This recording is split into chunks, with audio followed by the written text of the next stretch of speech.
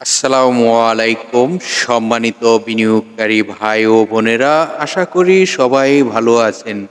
আজকের ভিডিওর টপিকটি ইতিমধ্যে আপনারা স্ক্রিনে দেখতে পারতেছেন। আমাদের ভিডিওর আলোচনাগুলো শুনবার আগেই এই সতর্ক বাণীটি অবশ্যই পড়ে নেবেন। পুঁজিবাজারে বিনিয়োগ ঝুঁকিপূর্ণ, জেনে বুঝে বিনিয়োগ করুন।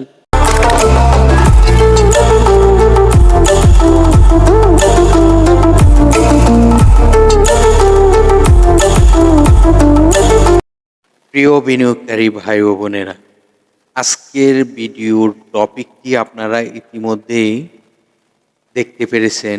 স্টকটির 6 মাসে আয় 5 টাকা 77 পয়সা।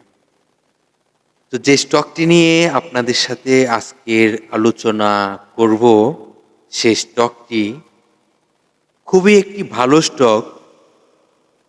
স্টকটির নামটি আপনারা জানতে পারলে অবশ্যই স্টকটি আপনাদের কাছে পছন্দ হবে, কারণ এইসব স্টকগুলো লং টাইমের জন্য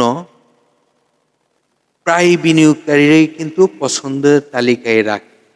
এবং যে স্টকটি নিয়ে আজকে আপনাদেরকে কিছু ধারণা দিব, সেই ধারণাটি যাদের এই স্টকটির পূর্বে ধারণা ছিল না, এখন থেকে এই স্টকটিকে নিয়ে ভাববে এবং এই স্টকটি থেকে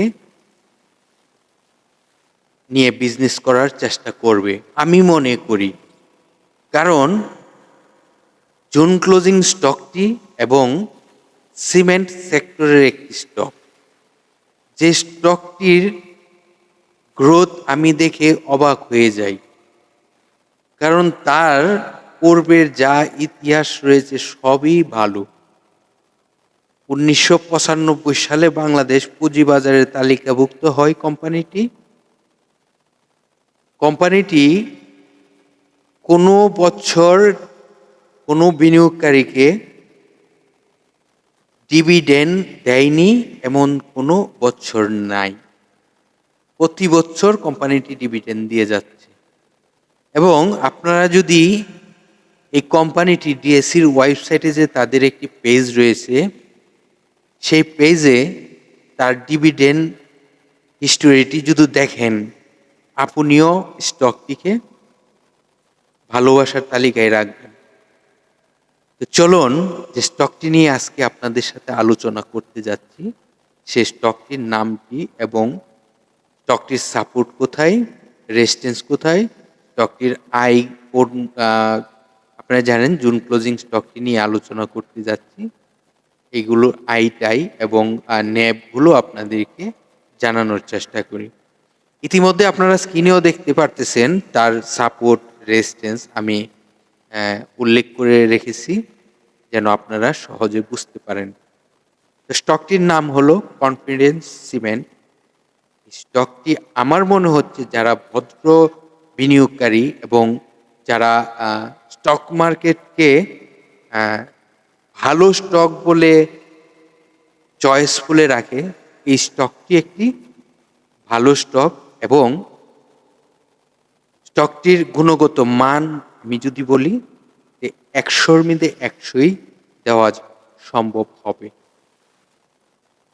তো কনফিডেন্স সিমেন্ট স্টকটির ন্যাব রয়েছে 75 টাকা 20 পয়সা। এই কোম্পানিটির ফার্স্ট কোয়ার্টারে আয় রয়েছে 2 টাকা 27 পয়সা। সেকেন্ড কোয়ার্টারে আয় রয়েছে 3 টাকা 50 পয়সা। 6 মাসে তার আয় হয়েছে 5 টাকা 77 পয়সা। কোম্পানিটি 1995 সালে বাংলাদেশ পুঁজিবাজারে তালিকাভুক্ত হয়। এই কোম্পানিটির মার্কেট ক্যাটাগরি রয়েছে এক ক্যাটাগরিতে। এই কোম্পানিটির সাপোর্ট রয়েছে কোথায়, সেটি এখন আপনাদেরকে দেখানোর চেষ্টা করব। তার সাপোর্ট রয়েছে 79 টাকা 90 পয়সা। স্টকটি যদি মার্কেটে ভালো লিড দিতে হয়, ভালো তার প্রাইস ওভারকাম করতে হয়, তাহলে তার একটি রেজিস্ট্যান্স রয়েছে, যে রেজিস্ট্যান্সটি ব্রেকআউট করতে হবে মাস্ট বি। তাহলে তার রেজিস্ট্যান্সটি কোথায়? তার রেজিস্ট্যান্সটি হলো 86 টাকা 10 পয়সা। 86 টাকা 10 পয়সা রেজিস্ট্যান্সটি যদি সে ব্রেকআউট করতে পারে, তাহলে স্টকটি ভালো একটি প্রাইস হওয়ার সম্ভাবনা থাকবে। তো স্টকটির গুরুত্বপূর্ণ কোনো তথ্য যদি আপনাদের জানার প্রয়োজন থাকে অবশ্যই কমেন্টে কমেন্ট করবেন। আমি আপনাদেরকে রিপ্লাই দিয়ে সহযোগিতা করব। এই কোম্পানিটি তার টোটাল শেয়ার সংখ্যা রয়েছে ৮,৬২,৫৩,৭৯০টি। কোম্পানিটির পাবলিকের পার্সেন্টেজ রয়েছে ৩৩.৮৯%। তাহলে পাবলিকের হাতে টোটাল শেয়ার সংখ্যা কত রয়েছে? পাবলিকের হাতে টোটাল শেয়ার সংখ্যা রয়েছে ২,৯২,৩১,৪০৯টি। কোম্পানিটির বিষয়ে আপনাদেরকে বিস্তারিত বোঝানোর চেষ্টা করেছি। আশা করি স্টকটি সামনে আরো ভালো আয় আসার সম্ভাবনা দেখা যাচ্ছে। যেহেতু ফার্স্ট কোয়ার্টারে আপনাদেরকে বলেই দিয়েছি ৳২.২৭ আয়, সেকেন্ড কোয়ার্টারে ৳৩.৫০ আয়।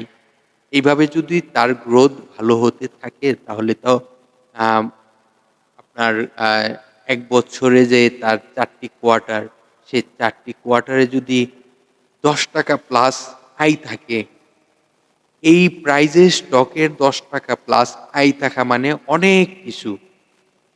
১০০% এর উপরে আয় থাকা। তো এখন আমরা যদি ক্যালকুলেশন বলি তাহলে কিন্তু ৳১০ র উপরেই ইপিএস যদি আমরা ১২ মাস ধরে যাই। কিন্তু আমি অন্ততপক্ষে আমি অ্যা যে হিসাবটি আমরা করার চেষ্টা করি, যখন আর্থিক প্রতিবেদন প্রকাশ করবে তখনই আমি কাউন্টে নিব।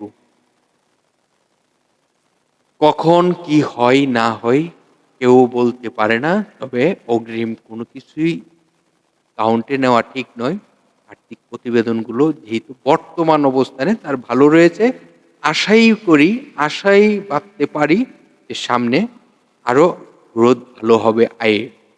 তো এইভাবে যদি আয়টি ভালো হতে থাকে তাহলে বিনিয়োগকারী কিন্তু এখান থেকে ভালো বেনিফিট হওয়ার সম্ভাবনা থাকবে। তো এই স্টকটির কিছু ভালো সাইড আপনাদেরকে দেখানোর চেষ্টা করেছি। আপনাদের কিছু কাজ থাকে যে কাজগুলো টিএসইর ওয়েবসাইটে ঢুকে স্টকটির আরো কিছু গুরুত্বপূর্ণ তথ্যগুলো জানার চেষ্টা করবেন। আপনারা জানেন প্রতিটি কোম্পানিরই কিন্তু long time, short time loan থাকে। এই কোম্পানিটিরও কিন্তু লং টাইমের জন্য লোন রয়েছে, শর্ট টাইমের জন্য লোন রয়েছে। এই বিষয়গুলো আপনারা কিন্তু কিছুটা ফলো করার চেষ্টা করবেন যেকোনো স্টকেরই। তো ভালো থাকেন। স্টকটির যে গুরুত্বপূর্ণ বিষয়গুলো আপনাদেরকে ফোকাস করার চেষ্টা করেছি। আশা করি স্টকটি আপনাকে সহযোগিতা করবে। তো ধন্যবাদ সকল বিনিয়োগকারী ভাই ও বোনেদেরকে। আগামীকাল আবার একটি স্টক নিয়ে আলোচনা করব। ততক্ষণ পর্যন্ত আমাদের পাশেই থাকুন। আপনাদের পাশে সবসময় রয়েছি, থাকবো যতদিন পর্যন্ত মহান আল্লাহ পাক আপনাদের সহযোগিতার জন্য হুকুম রয়েছে ততদিন পর্যন্ত করে যাব। ভালো থাকেন। আগামীকাল আবার কথা হবে আপনাদের সাথে।